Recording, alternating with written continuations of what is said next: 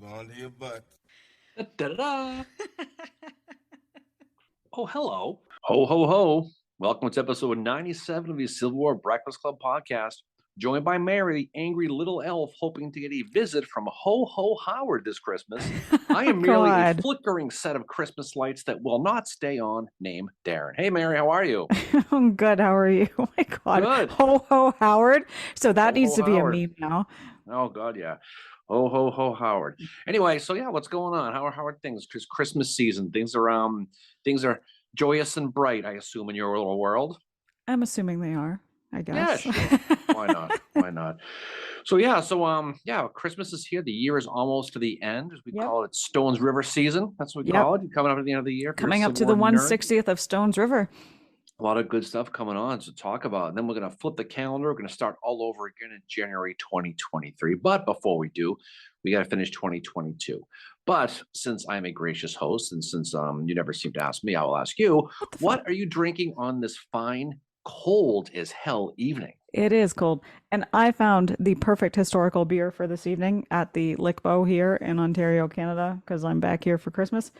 I found Laura Secord's Long Trek, which is a chocolate imperial stout. And Laura Secord, she was a spy for the British in the War of 1812, but she does have a connection to the Civil War, and that is her nephew was a surgeon in the Confederate Army, and he would have been with Longstreet at Gettysburg, which is where he was also captured. So that's why I mean. Would this be one tonight is about General Lee, Mary? But yes, that would be Solomon Secord. Kincardine, Canada. Yep. Wow, look at you. Well, you certainly found the right can of that. What are you drinking out of today, I assume? I'm drinking it out of my, ironically, my John Reynolds mug. So. Oh, okay. Yep. So I got a beer for a Confederate general, but I'm drinking it out of the general, or not. He wasn't Confederate general, but he was on the Confederate side as a surgeon, Solomon Secord, and I'm drinking it out of my John Reynolds mug. All right. And what are you drinking? Before you call me rude. Thank you so much for asking. I was going to wait until you asked me, and I didn't think you were going to. I'm drinking, it's called Knuckle Puck IPA. It's a beer out of New Hampshire from 603 Brewery, just by happenstance. 603 happens to be the area code in New Hampshire. And I'm drinking it out of my Zooey Deschanel mug because she's an elf, the greatest Christmas movie of all time. It is. And that's the best I can do. Yep. So we got some business to take care of tonight. This is our last episode of the calendar year as we finish this up. And in the Civil War, Mary, there's arguably no more famous person associated with the American Civil War than one Robert E. Lee. He's been the subject of thousands of books, and he's beloved in the South today, and the North for that matter as well. Yep. Whether true or embellished, Lee's stories are still told by many, both in the North and the South, and they consider him one of the, if not the greatest generals in American history, although some will only consider him a colonel, but I digress. And, through a lot of his famous stories, that occurred, before the surrender of Appomattox on April 9th of 1865, one aspect of his life that does not get touched on a lot is Lee's post years. And which is really too bad because his story doesn't end at Appomattox or at the Civil War. He's going to spend the last 5 years of his life really doing what he could, ironically, to bring the country back together. After 4 years of trying to rip it apart, he's going to spend the last years of his life trying to reconcile and trying to, that flaming animosity that didn't end when Appomattox did. And really overnight, Lee's role was going to change from that of general to that of peacemaker. And he never strayed off that path to do his part to bring the country back together again, right till his dying day. Yep. It's like he only lives 5 years after the Civil War, so he doesn't have much time. And, if you've read his letters, like his son put together a book of his letters, and it's a really good read. And, looking through it to research for this episode, the one thing that I came away with, well, okay, he only had 5 years. What if he had something, something longer than that, like, what James Longstreet had or what Mosby had, any of these guys had after the Civil War to try and help with reconciliation and reconstruction? Because you read his letters, the one thing about Lee that I took away is and he says this many times, I don't get involved in politics. and he didn't get involved in politics post Civil War, um, for that reason, because he, as much as he fought against the Union and the Federals, once he came back in, you know, after Appomattox, he just wanted to bring it back together. That's kind of the what I took away from reading his letters and what I did for this episode. Yeah, I mean, the war is going to come to an end, and the country just didn't, like at the end of a hockey game, shake hands and say "good game" and Yeah, move on. The country was in shambles. I mean, the shooting may have stopped, but you have Lincoln's assassination, the emancipation of the slaves, the economy in the South was destroyed.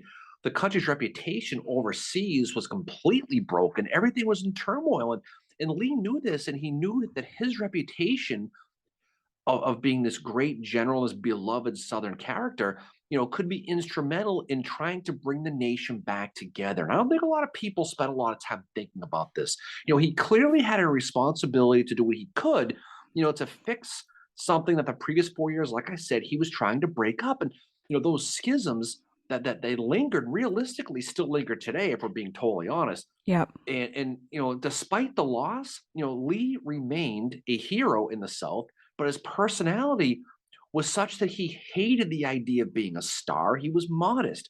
His cult of personality was like none other, though. Now, Ulysses S. Grant, okay, the man who defeated him, would say in his memoirs of Robert E. Lee, there was not a man in the Confederacy whose influence with his soldiers and the whole people was as great as his.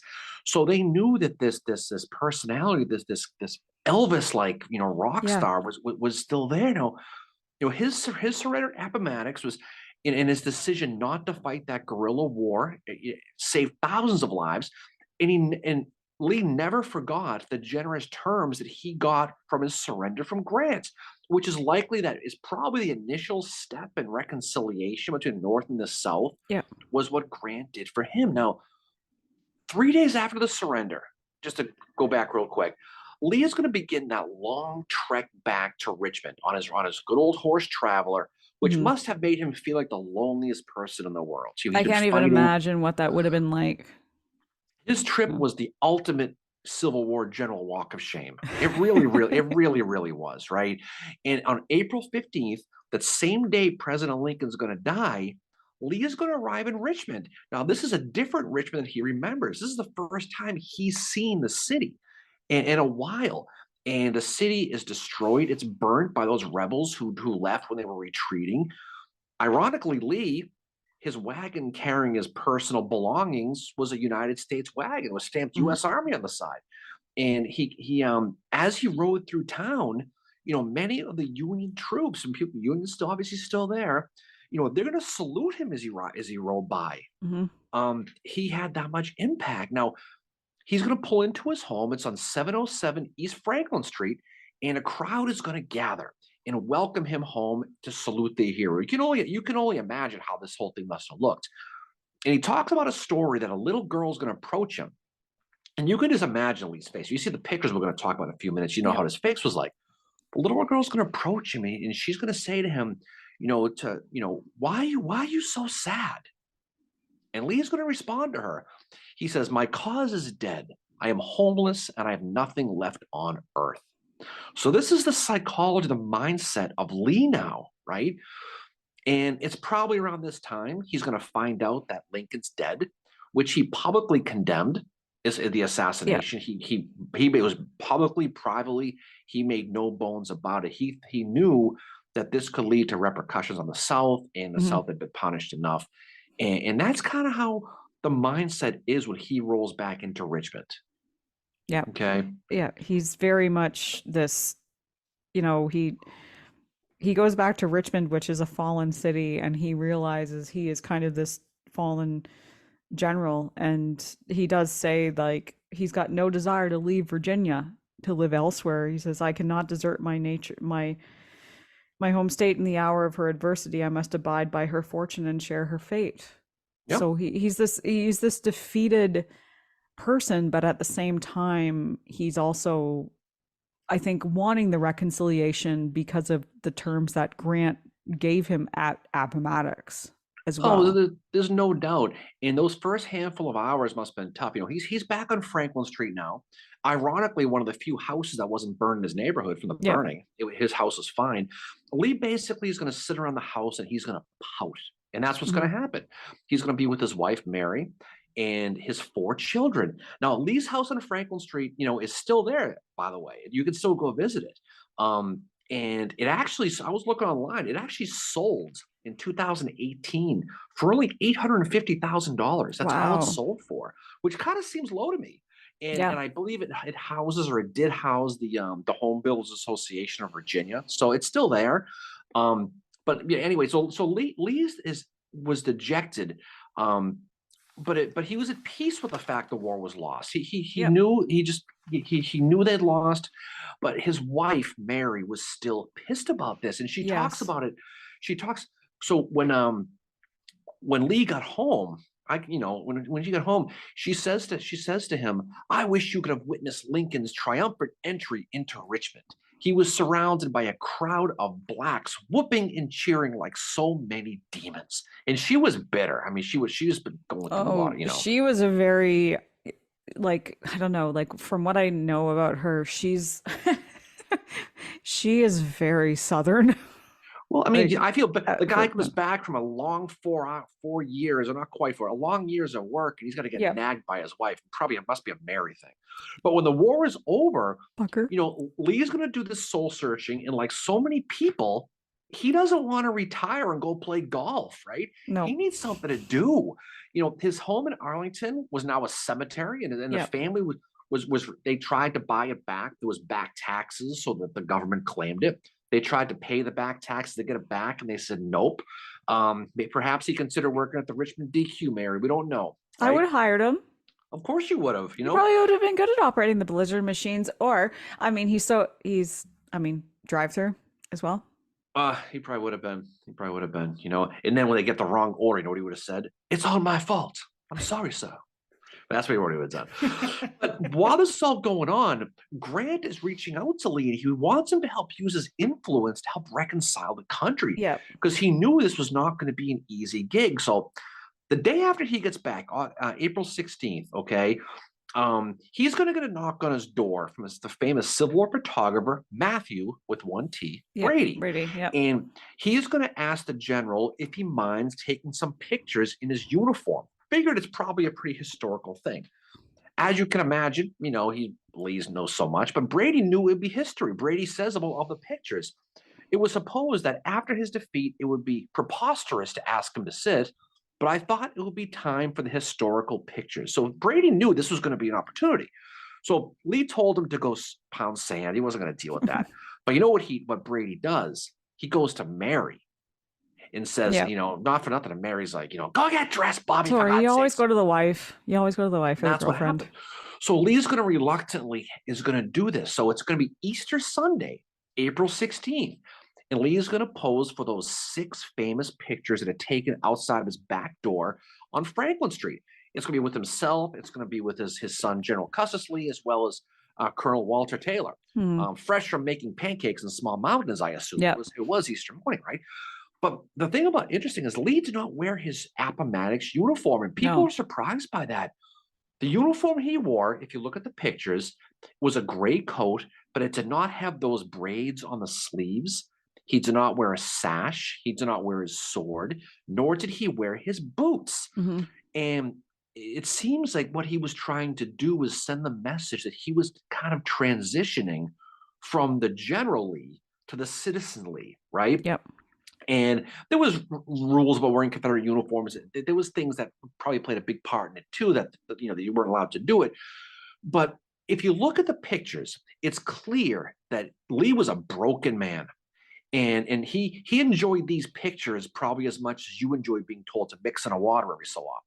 He's just wanted no part of it.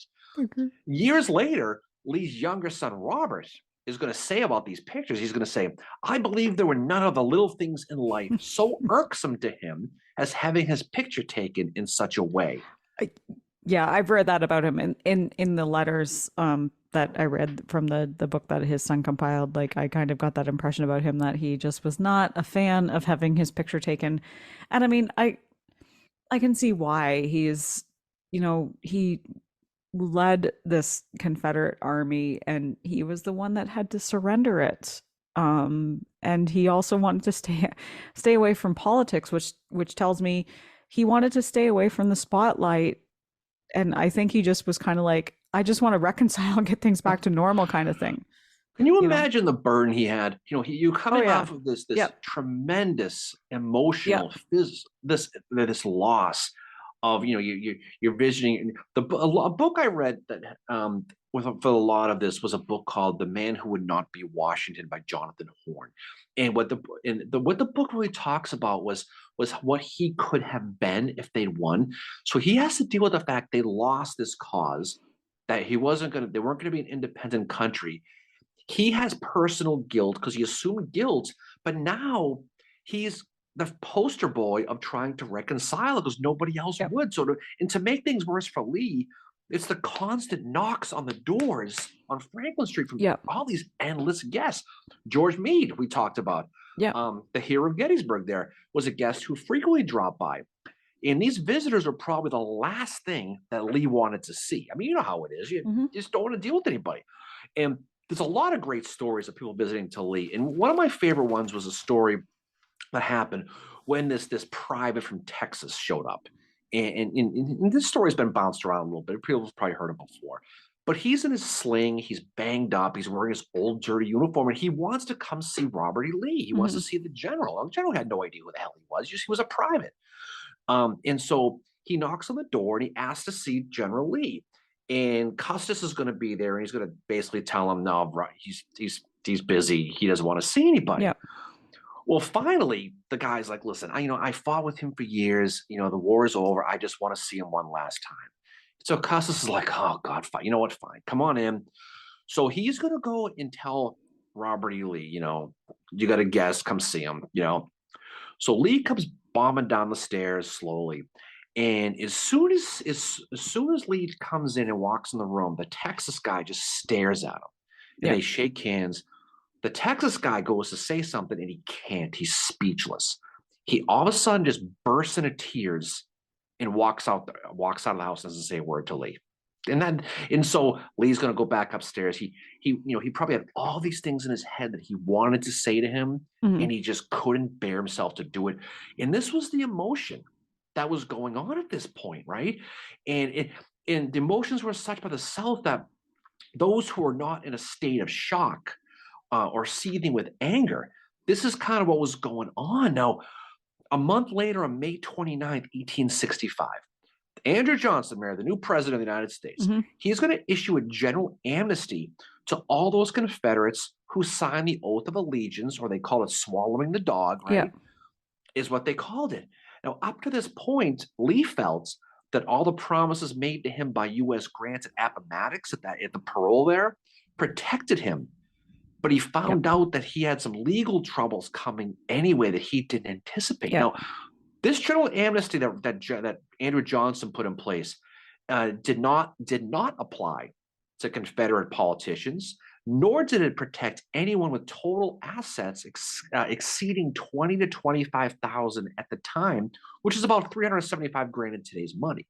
So Lee fell in the latter group. So he felt Yep. now that he was not protected. So what happens? June 7th, 1865, Lee's going to find out that he's been indicted for treason by the United States government. Now, Lee, as you can imagine, didn't like to get that letter. No. He's going to immediately write a letter of his own directly to Grant, and he's going to say, requesting a pardon, saying, this is the deal. He included his formal application for U.S. citizenship as well with that. And also reminding Grant of the terms of the surrender they agreed to on Yep. April 9th. Now, here's the problem, Mary. There's a problem. The problem with the application is that he sent in did not include that signed oath of allegiance, primarily because Lee didn't know at the Yep. time it was required. So he just sent the application in. Nonetheless, what's Grant going to do? He's going to kind of make the indictment go away, and that's what's going to happen. So that's successful, but it didn't dismiss the charges. And Johnson would not issue the pardon. So Lee had this feeling that he was always could be indicted at any time. So he was carrying this fear that this could happen. So to add to all of his woes, now he has the potential that he still could be tried for treason. Yeah. And that he's carrying this on him now, right? Yeah. And that's got to be a huge thing to carry with you. You know, it's like, well, what is going to happen to me? Like what, like, yeah, I can't imagine what that would have been like for him to carry that. And I know he's writing to Grant, writing to Johnson as well. It's like, can you get me out of this? Well, let me ask you this question. You're the hero of the South, and Yeah. everyone's looking at you, all right? And what do you think asking for a pardon is going to do? Now, the pardon, for the most part, you're It's going to go agreeing that, either way. well, but right, but what do you think if you are if you are the hero of the South and you're going to take and you're going to ask for a pardon, that's going to be a very controversial thing in the South, Yeah. okay? And that's going to piss some people Well, off. that's also Now, going to open the floodgates to, if Lee gets a pardon, then does that mean John Brown Gordon, well, Gordon wasn't part of West Point, but, do all of them get a pardon? Does Hardy, does well, right. Longstreet, all of them But what get a it does pardon? too is it ironically a lot of the people who were refusing to sign the oath of allegiance because they're like, how I've already been pardoned. And we're talking about the Yeah. soldiers now. Hmm. What this is going to do, it's going to turn into a, well, if Lee can do it, I can do it thing. Yeah. So it actually worked in reverse a little bit. And whenever Lee was questioned, someone said, should I sign this oath of allegiance? Lee always told them they absolutely should. Hmm. And what he didn't want was the people in Virginia to leave. He wanted them to stay in the state. And he always Yeah. had the same quote. He always said, Virginia needs her young sons now more than ever. And that was a phrase he used quite often Yeah. because he said, just sign the damn thing, move on from it. And again, it was Lee's overall goal to help reconcile. And this was one way he hoped that he could make a difference. Now, Yeah. Lee's advice was gold to these people, and having his support is going to add legitimacy to pretty much anything. If Lee told you to jump off a bridge, they're going to jump off a bridge. A lot of these Oh, people. So absolutely. And if they're gonna if he's telling you you need to stay with Virginia, you need to support your state because that was where he was with that. There's quite a few quotes from him where he says he's like you have to support. I have to support my home state. You have to support your home state. right. And he said that of the men that went home after the war, we have to work hard to support the home states because he recognized that all the states in the South that had seceded were going to have a tough time with getting, they're back in the Union, but they're going to have a really tough time. And he recognized that, the states were going to need the 100% support from the men when they went back. Yeah, and Lee's word was gold. And like we said, his reputation was Hmm. very high. He added that, like I said, that legitimacy to pretty much anything he did. Now that concept was not missed by anyone, especially a small, struggling college in Lexington, Virginia, Yes. who thought that Robert E. Hmm. Lee could be the guy by name alone who could help save that floundering school. And this, of Yep. course, was Washington College. Now, Hmm. real quick, this school is Washington College was established in 1749. It was called the Augusta University Yep. and later changed their name to Washington College in 1813 after the guy in the dollar bill, Mayor. I don't know if you know who that guy is, but he's Washington. He's a famous guy down this I'm side. aware of him. Okay. Yes. And it was also one of the few schools, by the way, that stayed open during the Civil War. It was heavily damaged. It was used by barracks for Union Yep. soldiers who left it in shambles. They probably trashed the basketball court, trashed the pool, and you can only imagine what they would have probably done to it if you think about it. But in 1865, this school, Washington College, had just 50 students and 4 professors. Yep. They were in desperate need of a new president, and they thought, well, geez, Robert E. Lee, he ain't exactly doing anything. Maybe he'd be interested. And so by happenstance, Lee at that same time was sort of thinking about his future and wondering what the hell he was going to do to earn a living. Yep. And so, I mean, they weren't stupid. They knew having Lee on board would add instant credibility to that school. and that school was struggling financially to say the least. Lee, before the war, Marriott, as you may or may not know, was the superintendent at a school called West Point. I was aware of that. Black Knights, they beat Navy this year, Mary. You see that? They It's like did. it was a good game, too. Like that. So what happens is on August 4th, 1865, the Washington College's Board of Trustees unanimously elected Lee as president. Mhm. Now, this, of course, is without his knowledge or without him even applying for the job. Yeah. They just gave it to him. And there was that fear that Lee wouldn't be interested because, maybe he's probably we're too small fish for him. He's a Yeah. big guy, big name. This job's probably going to be beneath him. It might even be insulting to him if we offer it to him. But you know what they did? They drew up the offer letter because they figured YOLO, Yep. shoot your shot. Yeah, and they sent it to him, and the interesting thing about Lee is, at this point, he's already been offered to be like a similar role at the University of the South, which is in Suwanee, Tennessee. Suwanee. Of course, I would butcher it. Which was founded by Polk, who is now dead, thanks to Howard. He was offered that position, but he didn't take it, and his son said it was because of denominational reasons, so religious reasons. And he had been offered a place at a university in Virginia, I think it was, and again, he didn't take it for just various reasons. He didn't take it, but the Suwanee one was because of the University of the South, was because of denominational, because it was religious reasons. But then he's offered this job as president at Washington, Washington College, whatever, and he's kind of like, I don't want it. Well, what's funny was they had to get the offer to him, and it's Yeah. ironic. So what they did is they drew up this letter, and they put the task of convincing Lee to take this job fell under the name of a judge named, guess what, John Breckinridge. Yep. Nope, not that John. Not It's that different. one. Not that one. A different one. Not This that one was a law professor at the college. Now, Breckinridge, he basically he didn't really even have a suit. They had to borrow a suit to wear it. And Lee at the time he'd moved away from Franklin Street. He was at a place called Derwent, which is about, not too far away actually from Appomattox, right? And he said of Derwent, Lee did. He said, I am looking for a little quiet home in the woods that I can procure shelter and my daily bread. So it means he just want to get the hell out of the public. Yeah, he just wants to relax. He just wants to chill.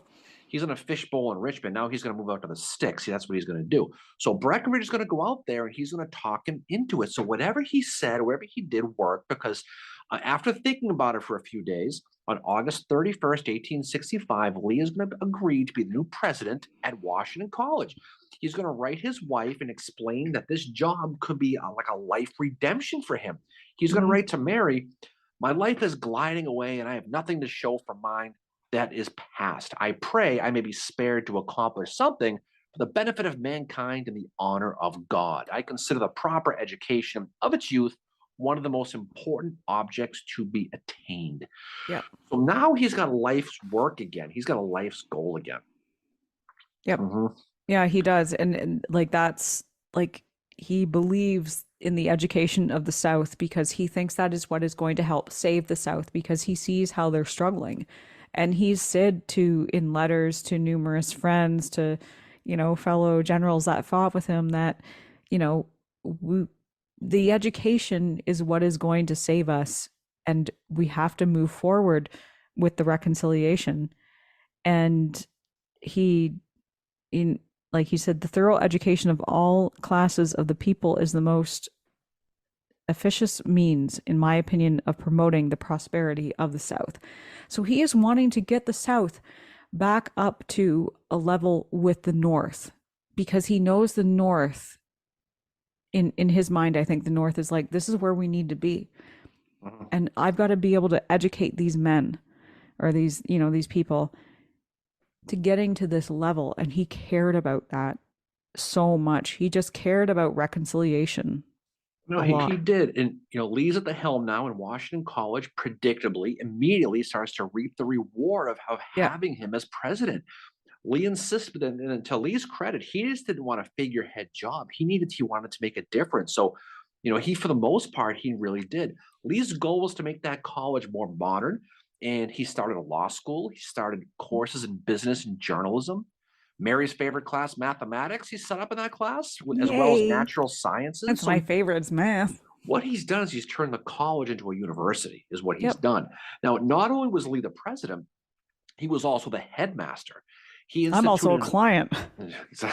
he instituted an honor system with his students and gave them the tools that they wanted to succeed. He said of his students that basically you should not force young men to do their duty, but let them do it voluntarily and thereby develop their character. Now, how Mhm. many former generals do you know are going to tell people, I'm not going to tell you what to do, you're going to do it voluntarily?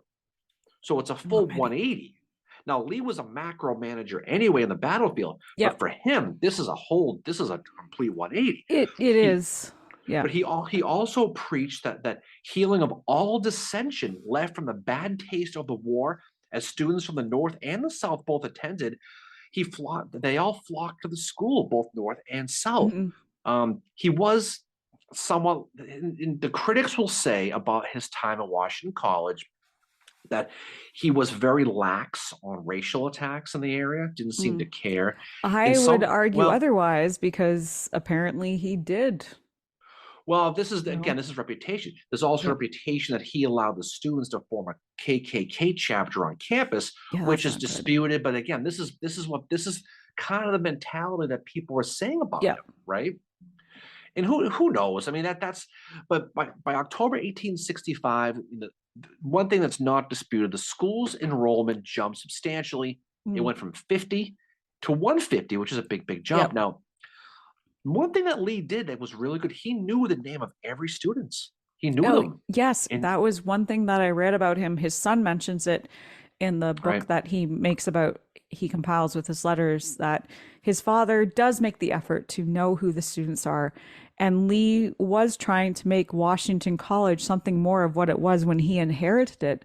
When he inherited it, there was only 4 professors there, and he has to build that up. So he's basically building this college that has fallen in hard times because of the Civil War. Yes, it earned its name Washington College because of an endowment that George Washington gave them. But because of the Civil War, it fell in hard times. So when Lee and kind of, I guess you could say, inherited as president, he really has to build it back up again. And he's got it with 4 professors when he starts. But he gets to know the names of all his students, and he's very personable with them. He kind of reminds me of the principal I had in high school that knew all our names. Well, the And that's headmaster really of my school, something when like when you can walk down the hallway and your principal says hi to you and you're in a high school of 1,000 students, like, really? You know my name? Okay. well, my headmaster knew my name, and I didn't appreciate that for different reasons. Well, But it would actually have been mine pretty did too for me, but it would have been pretty cool to walk across campus and have Robert E. Lee say, "Morning, John." Oh, yep. okay, but he was like that, and he also made sure that he personally wrote every letter of correspondence to the students and the Yep. parents. So in a way, now he's kind of a micromanager. Now Mhm. he's that in the weeds of these individuals. But you wonder if that comes from like this whole the reconciliation, that like just wanting to be, I want to show I'm there and I'm involved in this. If that comes from it, I don't know if it's so much of a micromanager as it is I want to show I'm involved. I think he felt like he wanted to make a difference. I think that he Yeah, wanted to. that's it. He wants to make a difference. You know, October 3rd, 1865, you know what Lee does? He finally does sign that oath of allegiance to the United States, hoping once again to become a U.S. citizen. Now, this whole fiasco with the oath of allegiance is a great story with Lee, too, because he's going to sign it and he's going to send it to Secretary of State William Seward. And for whatever reason, Seward's going to see this signed document and he's going to assume it's already been recorded, and he takes it and he gives it to a friend as a souvenir. Hey, you want Yeah. Robert Lee's autograph? Here, all yours. Oh And my God. but what this means is that the amnesty was never filed, and and then what happens is this amnesty form is going to disappear for the next 100+ years. Eventually, nowhere was discovered.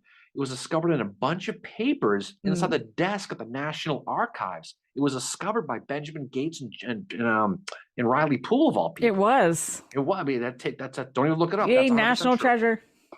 But that's the truth. It was found in a desk at the National Archives. So, ironically, it was August 5th, 1975, 1-9, that Lee's finally going to get his awarded his citizenship back and formally pardoned by then President Gerald Ford. Ford's going to say General Lee's character has been an example to future generations, making the restoration of his citizenship an event in which every American can take pride. Mm. Lee was unavailable for comment, but he finally got that during that big mass pardoning that Ford did. After signing the oath, now going back in time, on October 3rd, 1865, after signing that oath, Lee is going to continue to push this reconciliation and was still sought out by those who were still looking for their advice on the situation. Lee was quoted again as saying in Lee's notes, if you get a chance to read Lee's notes, they're great reads because the dude can write. He's a beautiful writer. He's an amazing writer. But he's going to write, true patriotism sometimes requires of men to act exactly contrary in one period to that one what does another, and to the motive which impels them to desire to do right precisely at that time. So basically what he's saying is, we thought we were right, but it's time to conform to the new order and become one country again. That's kind of what he's saying. I love that quote from him. That is, he's basically saying, what we did what we thought was right at the time, but it wasn't. Yeah, and he's saying now, it's whatever the case, whether you agree, whether you disagree, it's time to move on. Yeah, the game is over. Exactly. Okay? And that's how it was. So, and while this is all going on, the country's kind of going through that turmoil of Reconstruction. So this is by 1866, Andrew Johnson, his Reconstruction plan is a complete disaster. You've got race riots going on, popping out through the South. Congressional elections are becoming ugly. And the question of how are we going to deal with the South was popping up again. And this led to that really brutal period in history as the country is kind of going through those real hard growing pains now. Yeah. And it was the same issue during the war where Democrats wanted a softer approach to the South versus the radical Republicans who wanted a more harder hand. Now, the whole issue was surrounding the 14th Amendment. Now, this is one of those Civil War amendments that granted citizenship to those born in the United States in that state of which they reside. Yeah. This, of course, meant that citizenship for Blacks and civil rights protection for them. And this is a 14th Amendment. You see it in today's cases. Part of the Roe versus Wade overturning was based on the 14th Amendment. That's where it all kind of came from. The Republicans wanted the 14th Amendment's ratification by states to be mandatory, versus President Johnson and the Southern Democrats fought it tooth and nail. They didn't want it to be mandatory. So the country, again, was becoming that powder keg. And because of it, Lee was forced into that role again of being a peacemaker for those Southern hotheads who were pissed off at Congress for this. They're demanding this 14th Amendment. Everything was kind of going bad. And one person who writes him a letter, his old friend and fun lover, Jubal Early, married. Oh, yes. Oh, Early. Lee's bad old man. Yeah, he's bad old man. Jubal Early. Jubal Early is going to write to Lee, and he's going to tell them, he says, I hate Yankees this day more than any other, which really says something if you think about Jubal Early. Yeah. Now, Lee, as always, is going to, again, urge patience in telling Early and everybody else, cooler heads are going to prevail here. As many people in the South really took his advice, and because it was Lee preaching it. He's the only guy who could probably deliver this message. Yes. Now, it would have been very easy for Lee now to sit back in his new job and be grumpy and stoke the flames but he never did. That's not what he believed. No, he never did, privately or publicly. All I could think about is Kevin Bacon saying, all is well. Yes, that's it. And that's what Lee believed, because there was a similar letter around the same time to Jubal Early to Verena Davis saying the same thing. Like, the South needs to be patient. But he also says it's tough. It's so tough. And understands her plight right now with her husband, like being in jail, right? That what she's going through, but that he's saying, I don't give my own opinion on what is happening. I don't engage in the politics because I feel that is going to hinder us. And we need to be quiet in that. And Mhm. yes, we have a long fight, but if we're quiet, we're gonna come out positive a lot quicker than if we keep fighting this, if we keep fueling, kind of fanning the flames of what has gone on, right? And he said so early, the feelings that influenced you to leave the country were natural. So Lee understands what Lee's trying to say to Early. I understand what you're feeling, but Yeah. here I am. I'm still here. You know.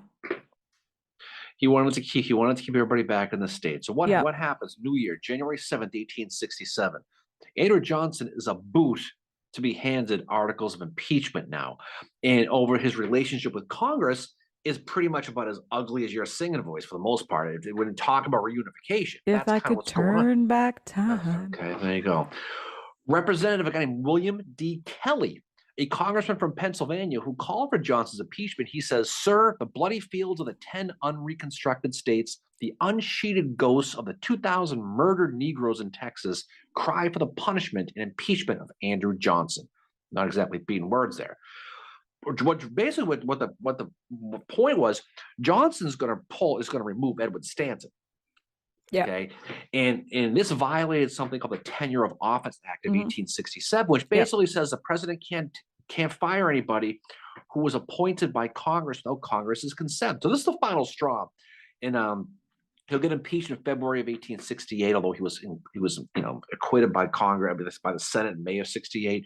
But while this is all going on, really, these Reconstruction Acts are all being passed, which strips state governments of power and Yeah. put the South into those 5 military districts, right? Pretty much gave Congress a blank check how Yeah. to deal with the South, demanded you ratify the 14th Amendment.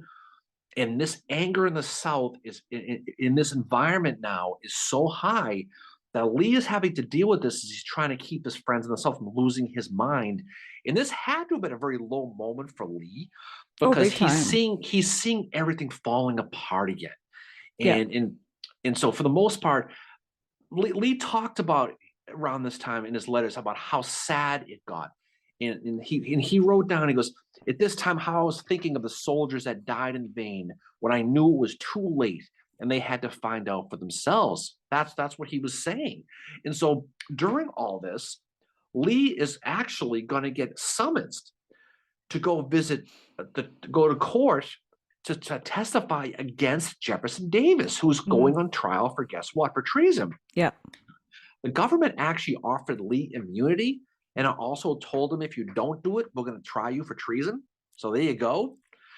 But Lee's going to testify, but what he's going to do? He's going to do what Lee does. He's going to take responsibility Yeah. in a situation where he could have easily said, "I was just following orders," and doing it that way. He didn't. He said that all of his decisions were his, and fortunately for he put himself out there. He really did. Mhm. But he got saved by the bell, though, because what happened on Christmas 1868?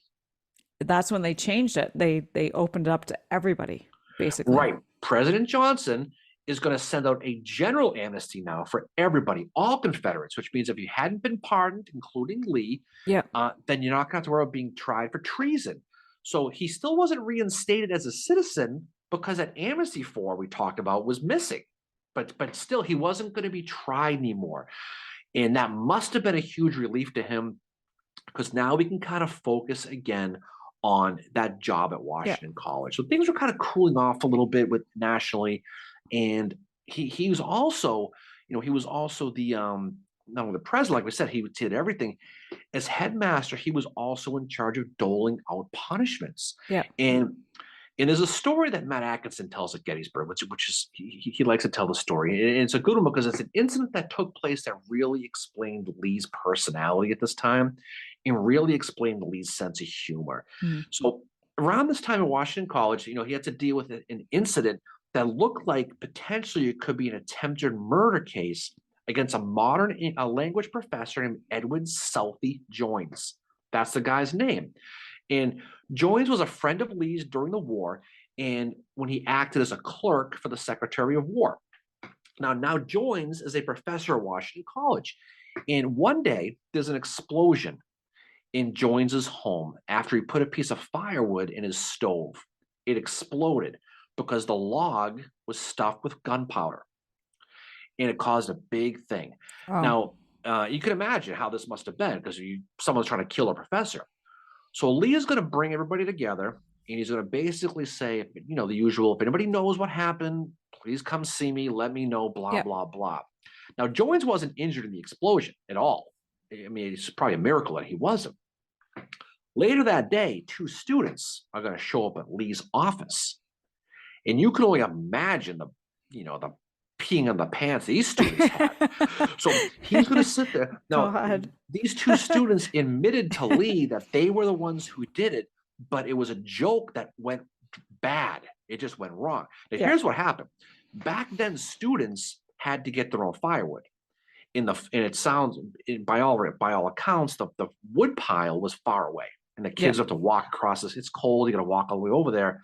The professors had the wood gathered for them by the local custodian. And this custodian one day started, instead of walking to the wood pile, he started stealing the wood from the students.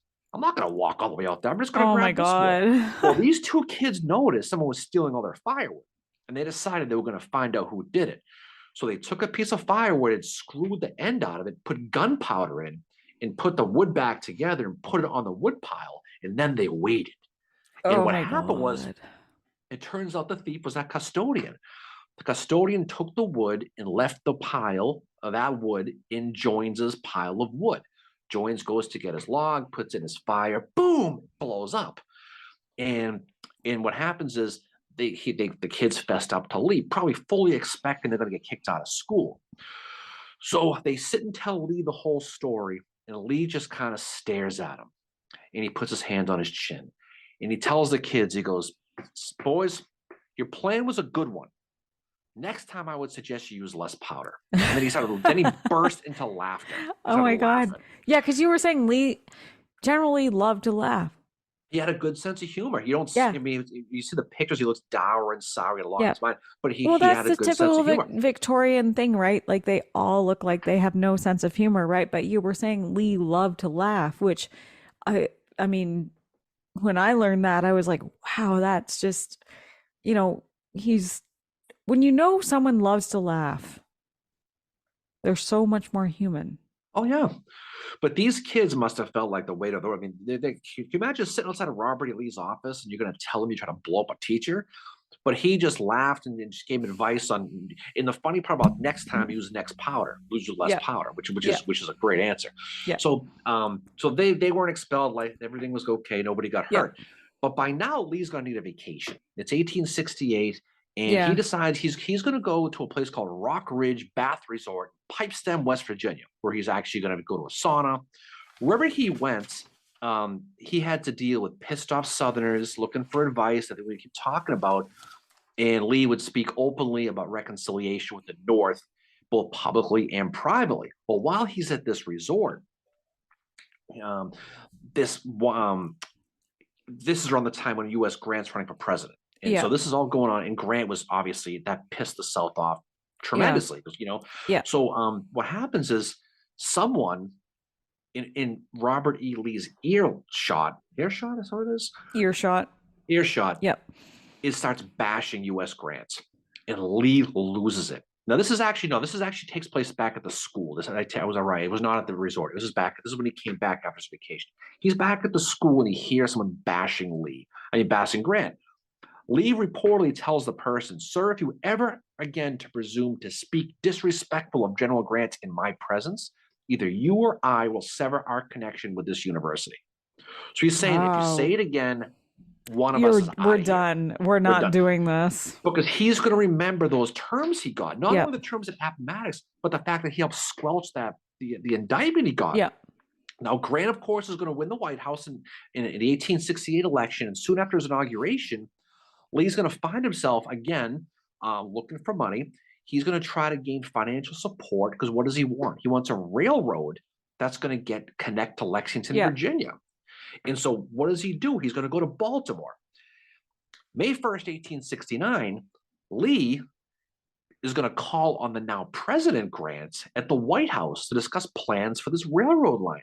Now, these combatants, they didn't meet privately. I mean, Mm. people think this was like a long private meeting. It lasted maybe 10 minutes. Lee had two friends of his from Baltimore, Mrs. and Mrs. Taggart, and Grant would happen to be with a guy named John Lothrop Moxley, who was the minister to England. And Yeah. it was a very public meeting. It took place on the 1st of May, which was the 6th anniversary of the Battle of Chancellorsville. Also, the 8th anniversary of the funerals of those Boston guys who got killed in the Baltimore riots. So May 1st was a tough day. There was an Yeah. irony of this, right? Yeah. And so Lee was all business and made no reference to the war at all. And Grant was kind of nervously joking with him a little bit. And they're sitting down there talking about this railroad. And you know what Grant said to Lee? Well, we ripped up all of these railroads. He says, "You and I have more experience destroying railroads than building them." And you know what Lee did? Lee He was didn't even acknowledge it. silent. He just didn't look up, didn't acknowledge. You probably hit the microphone. Grant's probably like, "This thing on?" He Yep. probably is like, Son. So Grant then doubles down on it. He tries to bring up the political situation of Virginia regarding Reconstruction. This time Lee did say something. Lee got pissed and he snapped back at Grant and he says, "I would much prefer that you should not take my opinion representing those of Virginia and the South." And at that point, Lee got up, excused himself, and he walked out the door, and that was it. And this is going to be the last time they were going to see each other. Yeah, I honestly think like Lee was not a huge fan of General Grant. Just Well, I think he from was. that. I mean, But that too, like Lee's last meeting with Grant reminds me a lot of Sherman's last meeting with Grant, where Sherman was like, "Very well, Mr. President." And I think that speaks more of Grant than it does of Sherman or Lee. I think it was just a sad meeting for both of them. I think Oh, that each of their presses brought up it bad definitely memories. was. Yeah, it definitely was. I think for the most part, I think it was they just looked at each other and all they Yeah. could think about was Cold Harbor, and all they could Yep. think about was Spotsylvania. I think Yep. that's all they could think about. And I'm sure it was a sad reminder. I'm sure it had to have been. Oh, But that absolutely. will be the last time they would ever see each other, and which is kind of a bummer. Now, Yeah. Wallace, and the reason why is Lee's health is starting to fail at this point. Yeah, And it's his starting son to mentions that in his in the book he's writing. Like he definitely mentions that he mentions his father's health as a reason why Lee never writes a memoir, just because of the strength and the energy it takes to write a memoir. it definitely does. His son mentions that's why Lee never did it. I mean, Lee's health was deteriorating. It was falling apart back then. I mean, people think that he had a stroke in the middle of the war. He had heart issues. Yep.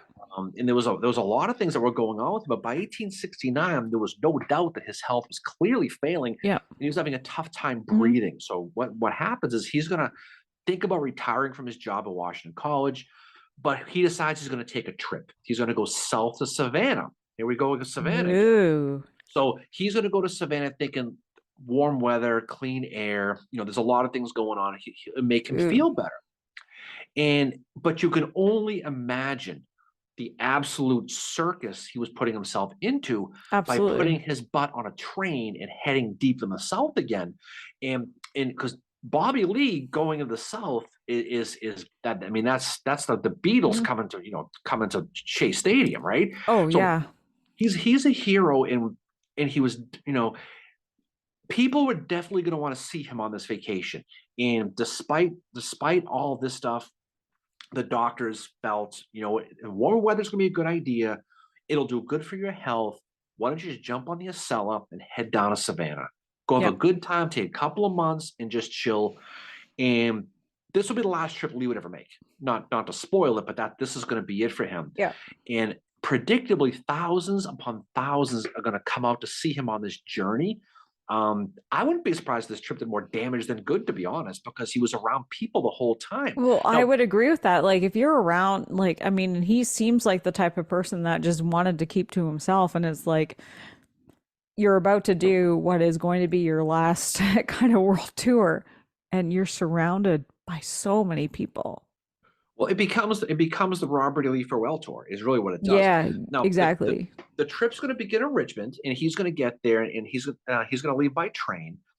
He's going to get to Richmond from Lexington the day before he leaves. Yeah, And while he's in town the night before the trip, he's going to run into the old gray ghost himself, John Mosby, Mosby. Yes. who's going to Oh, who's going to he's going to say of Lee's appearance, he was pale and haggard. Now, yeah. Lee is going to invite Mosby into his room, where, according to Mosby's memoirs, but a lot of Mosby's members on this one too, not a word of the war was spoken. They didn't say one word. Who knows the hell they talked about, Oh, but not about the war. So Mosby is going to excuse himself and say, "Have a nice day, and you're good to see you again." He's going to leave the hotel. Just by happenstance, who does he bump into walking Pickett. out of the hotel? George Pickett. Pickett. Oh, Pickett. Yeah, this is, yeah. And Pickett. for whatever reason, Mosby's thinking, well, maybe Lee wants to see his old subordinate again. To say there was animosity between the two was an understatement. Pickett was still carrying the grudge over the Battle of Gettysburg, and Lee was still pissed off at Pickett for getting his pants caught down on April 1st at Five Forks, which ultimately led to the Army losing the South Side Railroad and having to retire Yep. from the Appomattox, Yep. right? So maybe Mosby's thinking, Lee's into They'll reconcile. reconciliation, They'll be bury the okay. hatchet, It's but good. it didn't go that well. Now, No.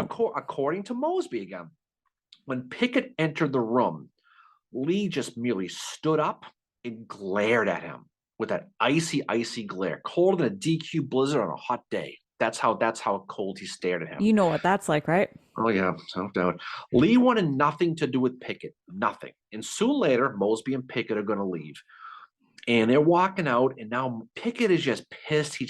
He's pissed off, and he looks at Mosby and he says, "What?" He says, "That old man got my division slaughtered at Gettysburg." Into which Mosby is going to famously say, "Ah, but George, he made you famous." One of the better lines of the Civil War. Oh my God. And He's not but that's wrong. no, he isn't. But the next day, Lee's going to leave, and he's going to go on the train. He's going to make his way towards Savannah, and they're Woo. going to stop at a town called Warrenton, North Carolina. And the town is significant to Lee is because that's where the grave of his fourth child and Yeah. second daughter, Ann Carter Lee, was buried. She had died of 1862 in October of typhoid. And her grave is eventually going to get moved to Lee Chapel. And I think it was 1994 they moved Yep. her or something like that. But Lee wanted to visit her grave.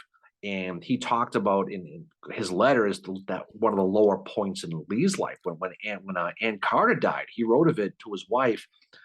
"To know I shall never see her again on earth is agonizing in the extreme." Yeah. That's what he wrote. So, okay. Oh. So the train's going to continue. They're going to get to Raleigh. And every time they pull into a station, there's people waiting for them. Now, Raleigh, they're going to get there about midnight. It's going to be late. Might even be a minute later than that. Yeah. And Lee is sleeping. He's out like a light. And he's awoken by what? Chants of Lee, Lee, Lee. Just like the scene in Gettysburg, that movie. That Yep. scene Yep. was pretty much him. He's going to wake up to that. People chanting his name, hundreds and hundreds of people. But it was they came out late to see the train. But Lee, of course, isn't going to get up. He's not going to do it.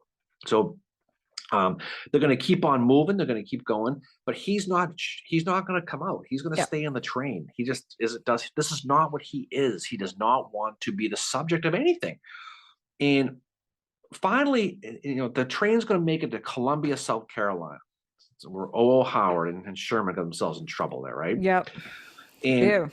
they knew he was coming, and the city declared the day a citywide holiday. All the businesses were closed. There was a Yep. parade, but it was pouring rain. It was a shitty day.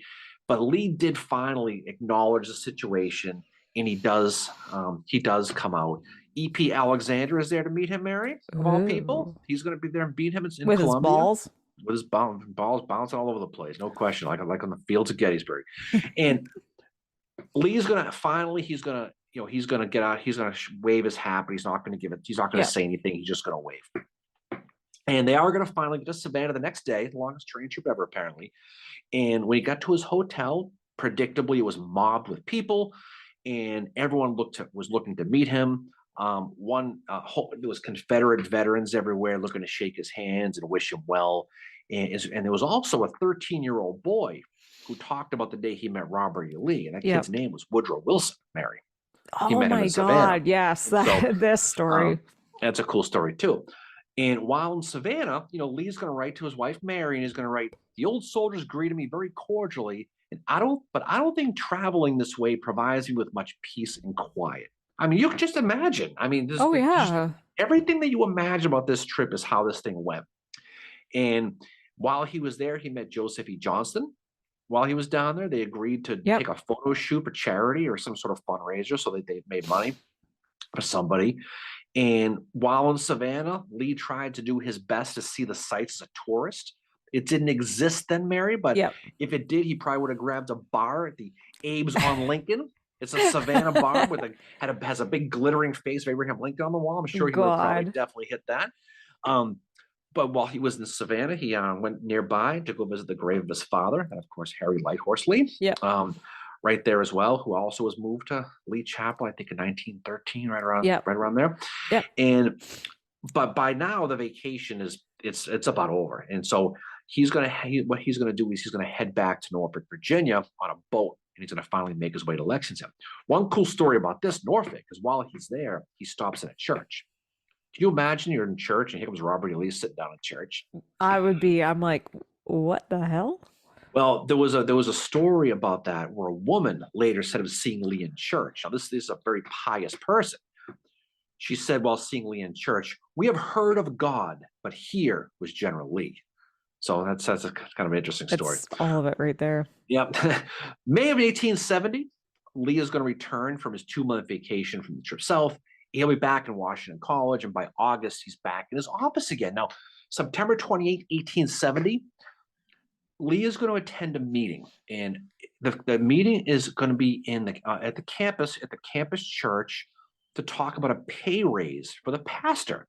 Yep. The pastor's name was William Pendleton, who was the same William Pendleton who commanded Lee's artillery. Yep. Same guy. Now he's the pastor. He's also the poster boy for the Lost Cause, by the way. Pendleton, I don't know if you know that. Oh, he is along with John Brown Gordon.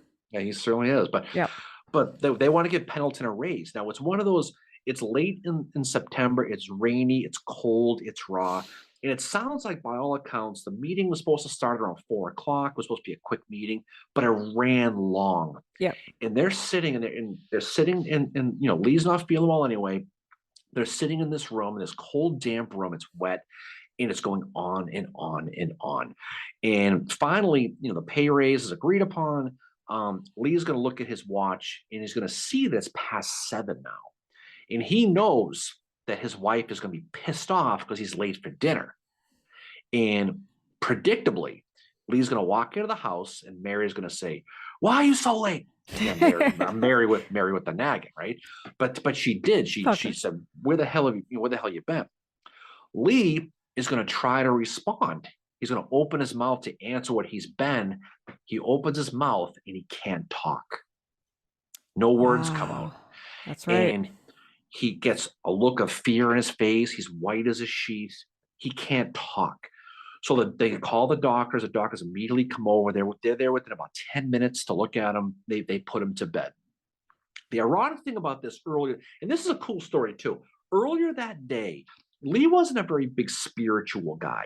No, he was not. He wasn't. But there was a spiritualist who wrote him a letter. Now, this is again, you're talking about people, who talk to ghosts. Yeah. And that's what they do. Yep. She writes a letter, and for whatever reason, she's going to ask his opinion of the Franco-Prussian War that's been going on.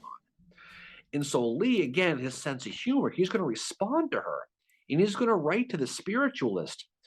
"That is a question that military critics would differ, but you are free to contact Julius Caesar, Alexander the Great, Napoleon, Wellington, and all the history's great captains. Wow. But I am hesitant to voice my opinion in such august company." So he's basically telling her to go stick it with the ghost thing, which is a great story. Now, Later that day, he goes to the meeting and all that stuff. But he's going to sleep. He's going to wake the next day off and on. He's going to start to recover slowly but surely. He's Yeah. going to begin to regain some of his speech. Contrary to popular opinion, he didn't never talk again. No, He did begin to he regive did. his He did speech, talk right? again. Yep. So, He did so talk on again. October 10th, he did tell Mary, his wife, he was starting to feel better. And on the 10th, his doctor had come in to check on him and said, he told Lee, your recovery is necessary for traveler's sake. The old horse is missing his exercise, and all the things Yep. he was saying to him.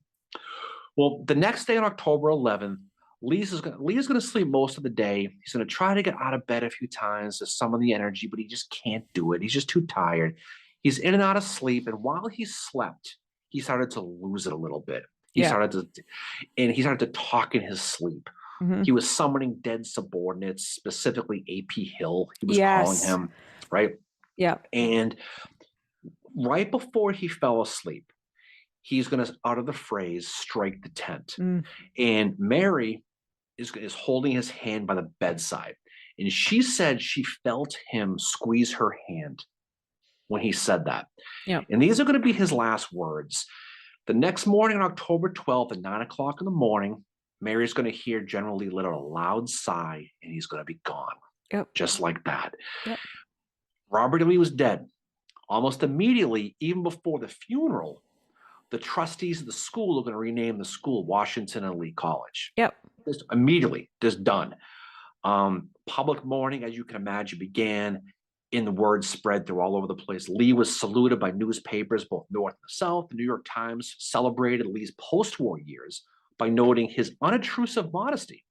Some, though, took the advantage to dance on his grave and call him a traitor. I mean, there was all things, but for the most part, he was feted as a great warrior.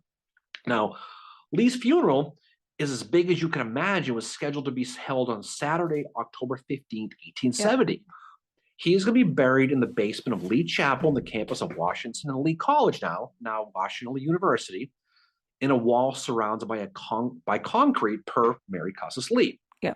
There's one problem with this. They needed a coffin. And guess what? They didn't get one. They don't have one. Oh. So there's a story with that one. So caskets at this time, some were held in a lumber house on a place called the Maury River that were on consignment from a coffin maker, a company called C.M. Coons and Brothers. They had 3 coffins that were being held in consignment at this lumber house. So that they're going to go get them. All that rain we were talking about, guess what happened? The lumber house washed away, and the coffins were floating up the river. They all went, okay? You really can't make this stuff up. So when they went to check on the coffins, they were gone. They floated away. Now, a search party was formed to try and find one for Lee, hoping one got stuck in a brush somewhere. And so they're walking up and down the river.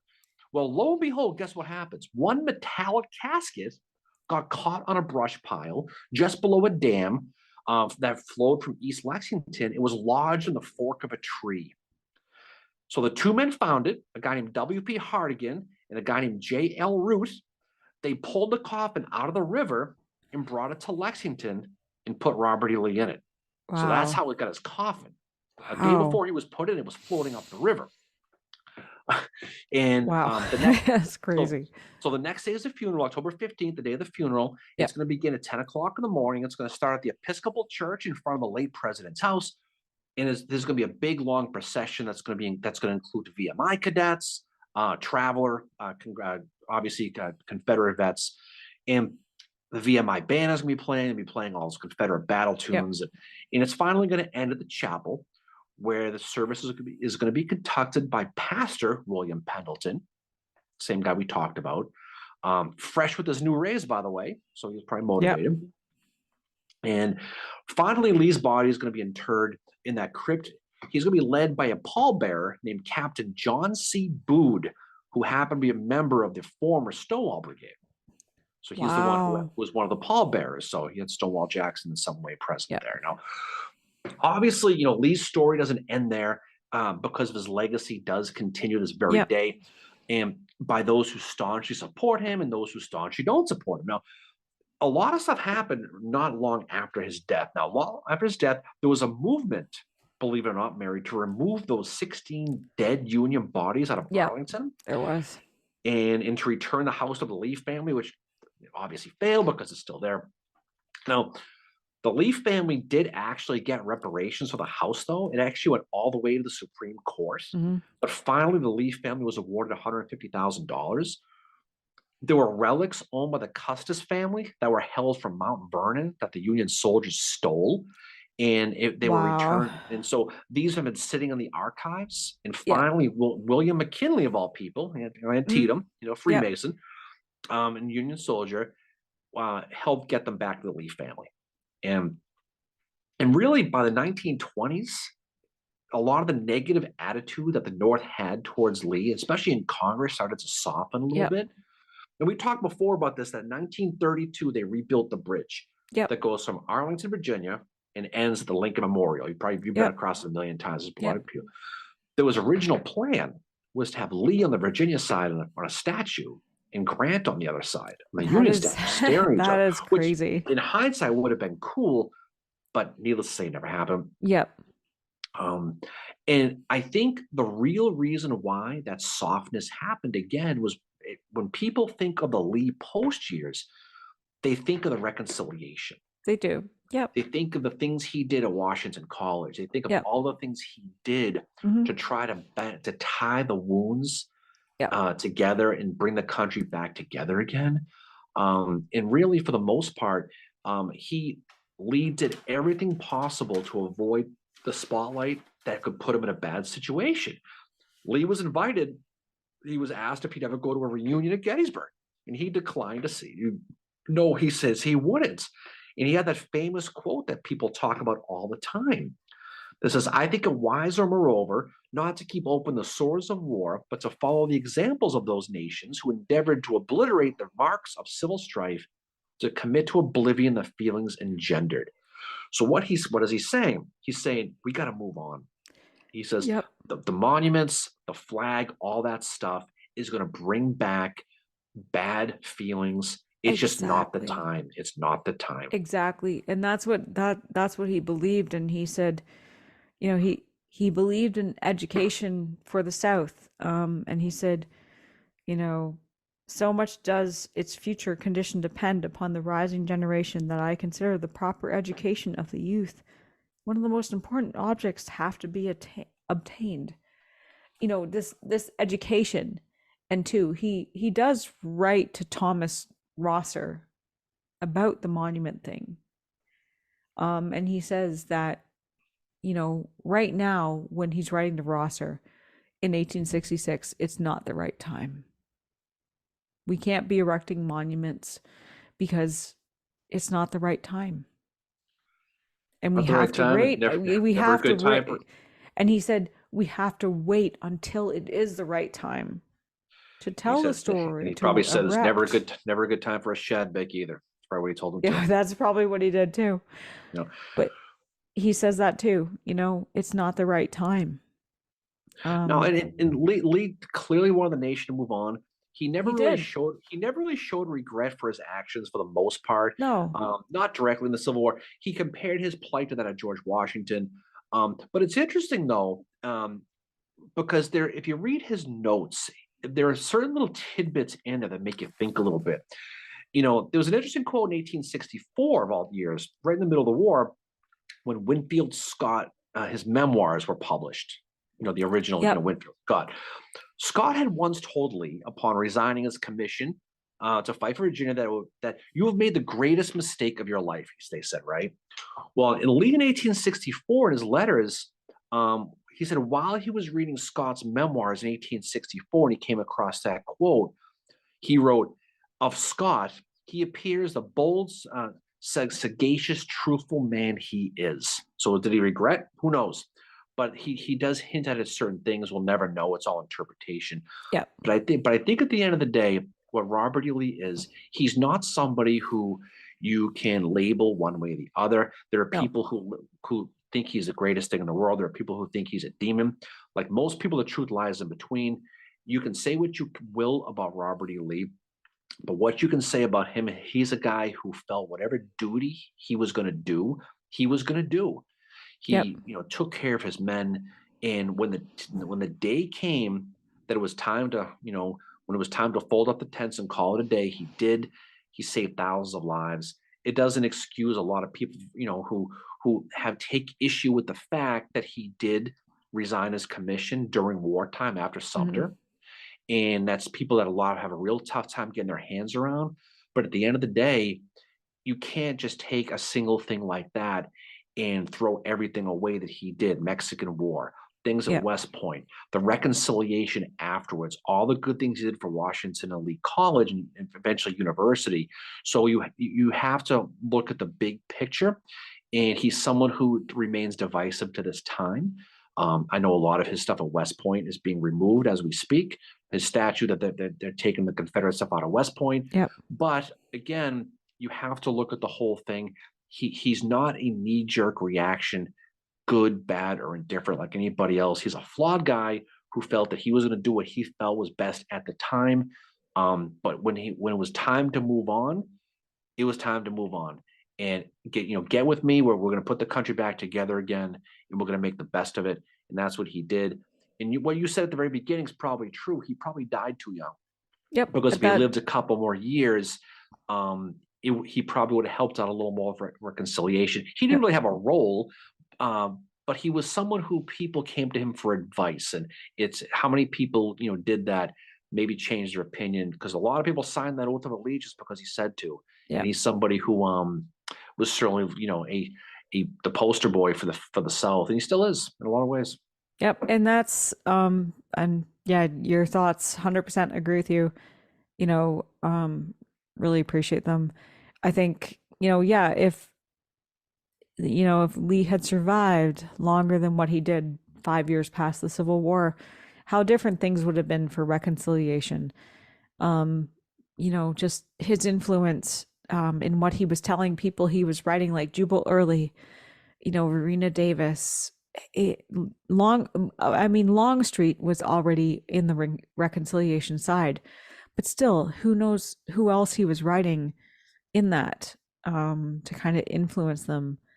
What I learned from all this is that Lee was, he just wanted to reunite the country. He avoided politics, and he just wanted to bring the country back together after it nearly being ripped apart.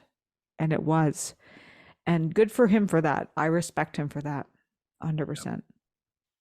Well, it's an ongoing story, and the story of Robert E. Lee will be told for generations more, and his story will never be completely Yeah. told, because he's kept alive by his memory and a lot of people, Yeah.